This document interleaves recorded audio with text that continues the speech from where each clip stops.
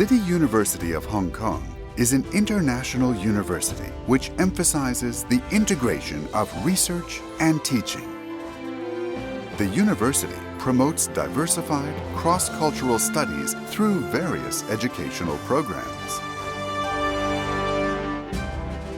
To promote our educational vision, City University of Hong Kong produced a series called Beyond Boundaries, Dialogue with Presidents of World's Leading Educational Institutions.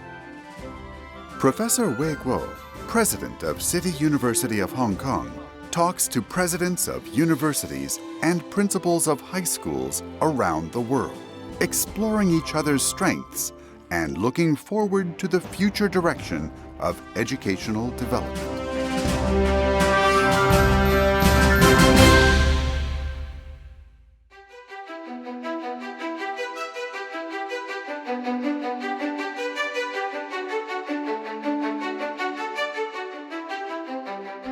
Ludwig-Maximilians-Universität München, also referred to as University of Munich or LMU, is one of Germany's top universities and one of the oldest universities in Europe.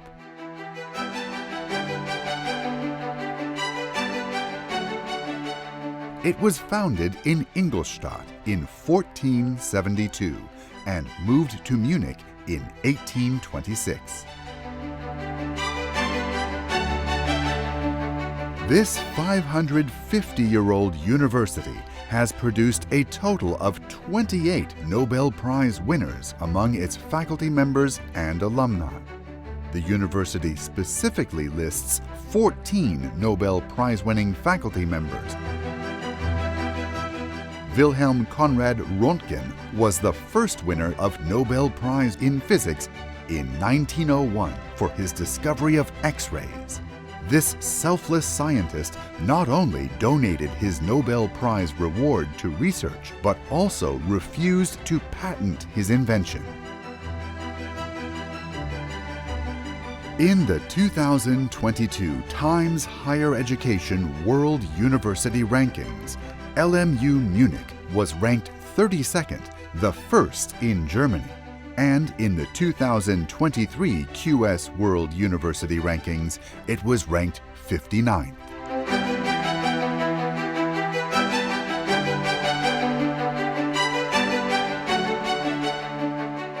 In addition to the main campus at Geschwister-Scholl-Platz, LMU Munich has its departments and research institutes spread throughout the city of Munich. Its high-tech campus in Grossadern houses the world-renowned Medical Center, Biology Center, and departments of Pharmacy and Chemistry. In research, the university pays attention to basic research, while actively carrying out applied research and knowledge transfer. Since 2010, it has filed 223 patent applications and founded 91 spin-off companies. In 2020, it received a total of 308 million euros in sponsored research grants.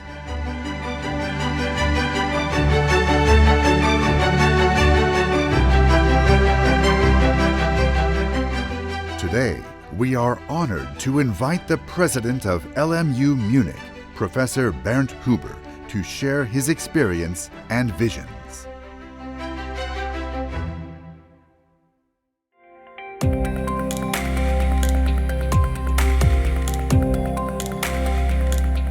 Professor Wei Guo, president of City University of Hong Kong, is well known for his research on the reliability of electronic systems and nuclear energy.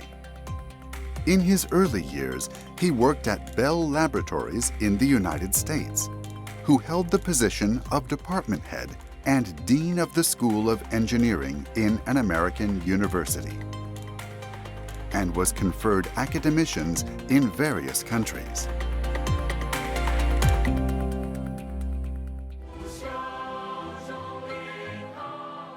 Professor Wei Guo has served as the president of CityU for more than 10 years. His philosophy of education is summarized in the lyrics of the CityU anthem, which he wrote, "Learn and question beyond boundaries." Professor Wei Guo has also published several books about education. He is particularly concerned about the challenges facing contemporary education around the world.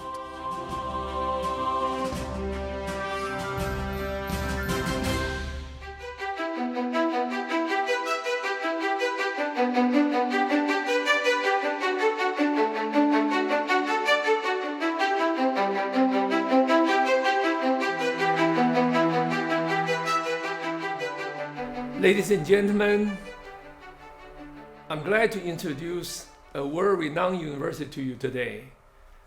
It is Ludwig-Maximilians-Universität Munich. The university is often referred to as University of Munich. It is one of the top universities in Germany and in the world as well.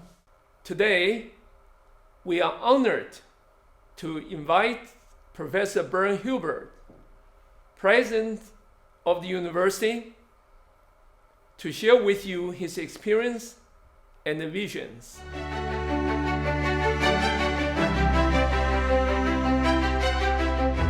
President Hubert, good to talk to you here. What has contributed to such achievements in the past history of the university?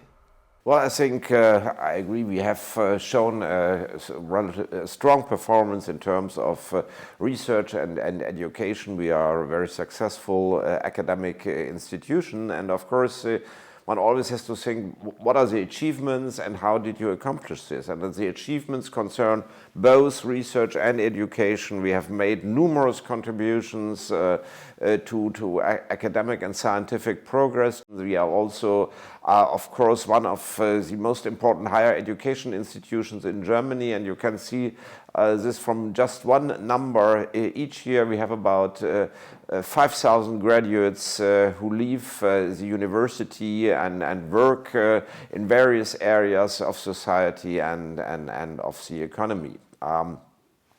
What are the reasons or the key factors for this success? Basically, I would always say these are four factors which are really important in this respect. The first one, and probably the most important one, these are the people at LMU. These are our academics, these are the students, these are the young researchers, and of course all the other people working in the staff of the university. People are a key factor. The second one is the campus of the university. Of course, we have very attractive facilities, and we always expanding in this respect and extending these campus facilities. The third point are investments. This concerns the infrastructure, but also that we are continuously going in research and continuously invest in research and try to identify new attractive fields of research. That is the third one, and of course there's a fourth factor, and these are our partners. These are all these partners in the area of Munich. There's a technical universities, there are numerous higher education research institutions like Helmholtz, like Max Planck. There are numerous companies like Siemens, like, for example, the Munich Re or the Allianz insurance company. And of course, there are also international partners like the universities in Hong Kong. We are collaborating closely in many respects.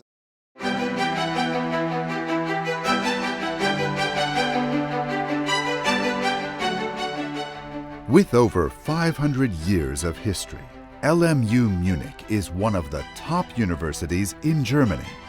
The university always values talent recruitment and training.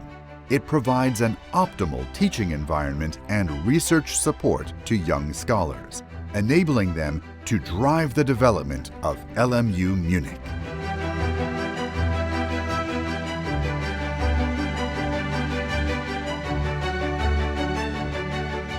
We all know that in order to move forward on top of the 4 elements, you need good leadership like you. I call it you need to have the right mindset to lead the university to fulfill those 4 requirements that you mentioned.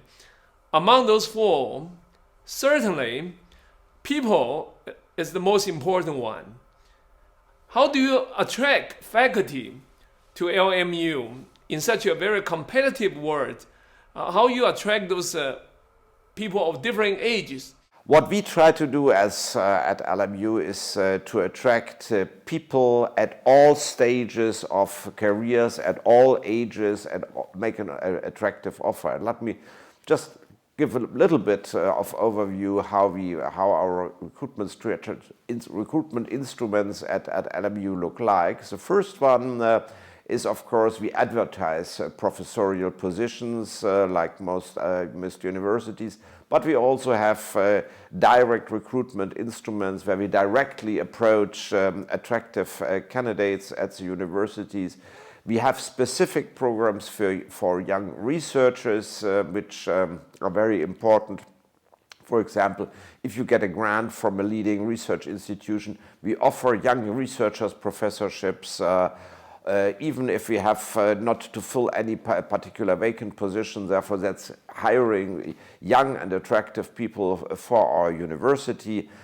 And this is therefore various instruments which we use. In addition, it is very important that you make attractive offers in terms of course, personal salary. You also have to make an attractive package in terms of resources for researchers and educators. And in addition, you also may have to offer support measures. For example, we have specific programs for young researchers which are concentrated at our Center for Advanced Studies. We have specific programs, for example, where young researchers also can develop their educational skills. We have a specific center for people management which does this. Therefore, there are numerous services and support measures which complement our offers, and all this creates an attractive environment for researchers and professors, and that's the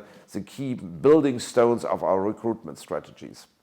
But it's also very clear that we are highly interested in retaining particularly productive scholars and academics at our university. What we can do in this respect, if they get an attractive offer from another university, is always that we try to arrange a package in terms of personal salary, in terms of infrastructure, in terms of investment, which is so attractive that we can convince this scholar or this academic to stay with Munich.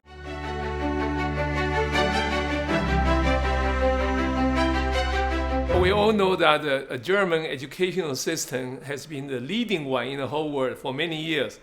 In fact, today, the American way, in my opinion, is quite advanced and perhaps the best. But they actually learned from German system many years ago, like Johns Hopkins University. But it seems that the American higher education system has been learned by many people. What's your opinion on that? How is that system interact with the classical German system?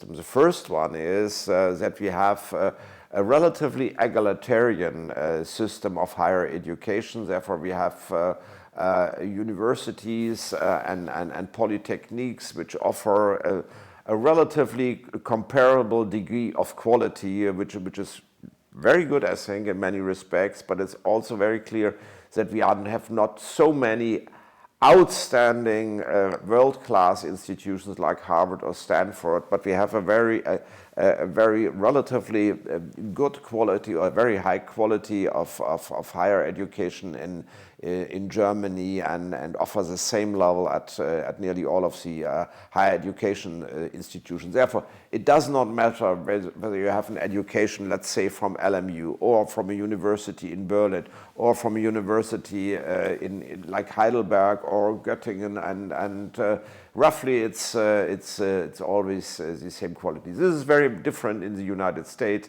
It clearly depends on at which university you attend. If you go to Harvard or Stanford, that's a lot different than if you go to one of the smaller university or smaller college somewhere in the Midwest. Therefore, that's one crucial difference between the German and the US system. The other difference is that Germany does not have tuition fees, which therefore you do not have to pay any tuition in Germany. That's to a certain extent an advantage for German universities. Of course, it first means that our graduates do not leave the university with large amounts of debt like it happens in the United States. It's also, of course, a certain disadvantage because this source of revenue is not available for German universities.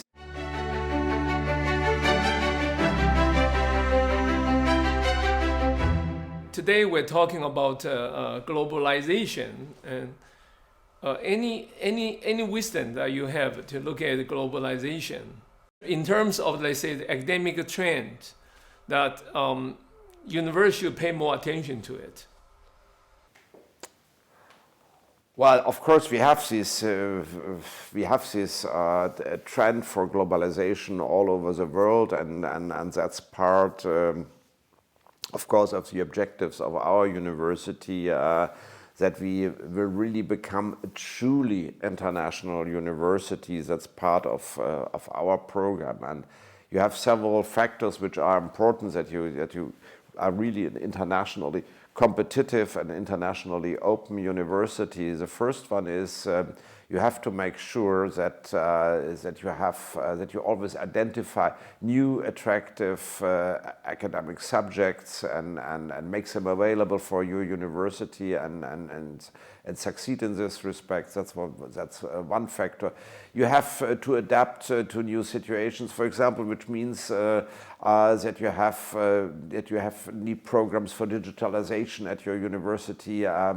You also have all these issues about diversity, and to adapt to all this, that makes sure that you really can handle the challenges of globalization. I noticed that about a year ago, LMU and the Technical University of Munich, you have worked on one Munich Strategy Forum. When I heard this news, I think it's just like when we use the chopsticks. When you have two pieces, it makes you both very strong. I assume the purpose is to add a little bit more strength to these two universities. Any specific goals you want to achieve, and how much have you achieved? Any suggestion you can give to the other people to share? I like this metaphor with the two chopsticks. That's very nice. Okay. Well, what is the idea behind this One Munich Strategy Forum? First, let me say that we have many collaborations between the technical university and our university, particularly in the areas of science and medicine. What we try to do with the One Munich Strategy Forum is that we try to identify new fields of, in the area of, particularly in the area of science, new fields of research which might be attractive for our universities for future collaborations and future investments, and therefore it's this kind of screening which we do, what we try to do there, and we screen various areas of research, and then we invest a certain amount of money and try to find out whether this is potentially attractive for our university. That's the idea behind this One Munich Strategy Forum. It's also important, it's not an exclusive program between our university. There are also, this program is also open for other partners, like for example the Helmholtz organization for health research in Munich. It's potentially also open for the Max Planck Institutes and for other partners. And therefore, we're not only using two chopsticks, there are more chopsticks involved, so to say. That's great. As an outstanding academic leader, you have shared with us your vision, your experiences and the challenges, and also share with us what the future will be like. And the program you have developed in such a first-class university in Germany. I mean, there are a lot for us to learn. We really appreciate the opportunity to carry this conversation with you. Thank you very much again. Okay. You take care. Best wishes to Hong Kong.